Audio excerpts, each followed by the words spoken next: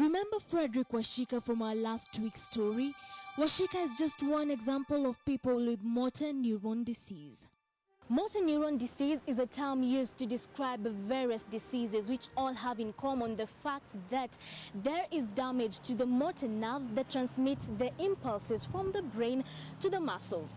But to understand it more effectively, one will have to go through the background of some of the anatomy of the nervous system on how it works. When you get the intention that you want to do something, you have the thought or the intention in your mind.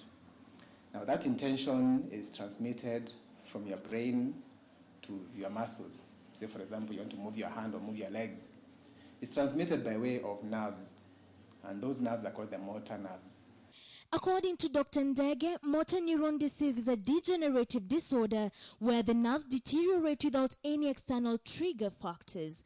The reasons for this degeneration are often unknown, so what follows is the failure of the transmission of signals from the brain down to the muscles. It's like a relay system. The first relay is from the brain down to a point in the spinal cord.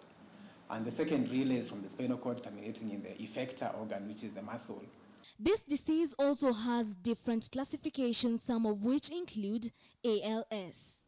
Here, both the upper and lower relays get affected.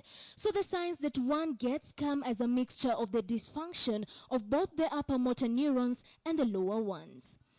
PBP. It presents with similar damage of motor neurons, but mainly with swallowing, which has to do with a weakening of the throat muscles. But one question that has been puzzling many is whether a person can suffer from more than one type of the disease. It's a progressive disorder. Once it starts, it marches on relentlessly. So actually for most patients, they end up merging into one. It starts as a PBS, but eventually it might spread to involve everything else. So for every patient who has got any of the motor neuron diseases, they are at risk of getting paralysis everywhere. And that's the fear and why it's such a terrifying disease. Because, once it starts, it's going to march on relentlessly. Medics say that they have not yet found the causes of this disease. However, some people are more likely to get it for a number of reasons. One is genetic. Medics say that there is a gene that undergoes a mutation in various families, and chances of it being transmitted down generations are high. So far, research shows genetic factors are responsible for 1 out of every 10 cases of motor neuron disease. Sporadic factors. For the vast majority of cases, the disease can mysteriously decide to attack without any traces of genetic predispositions. But if you have a family member who is suffering from this disease, one of the most important and easy ways of ensuring their comfort is by massaging them. This helps in the reduction of muscle cramps and fatigue.